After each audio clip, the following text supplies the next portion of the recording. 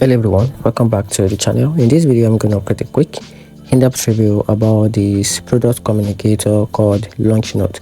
So let's quickly dive into it. LaunchNotes is a focused product communication tool built to help teams share update, roadmap and release in a clean, organized way. Its strengths are the simple publishing workflow, automated email update, subscriber segmentation, and super clean public change log that makes product update feel polished.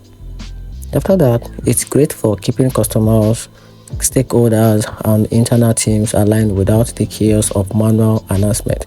The process also includes a smooth collaboration, customizable update page, and strong integrations that makes it easy to plug into your existing workflow. One of the drawbacks mainly comes with the pricing, which can feel high for small teams, and limited design customization if you want something higher branded. Some users also find the analytics a bit basic compared to more advanced lifecycle tools. So in my opinion, I actually think LaunchNotes is best for product teams that want a modern, professional way to communicate update at scale, especially if clarity and transparency are top priority. And that's it. Hope you find the video helpful. If you do, turn on the notification button and subscribe for more review.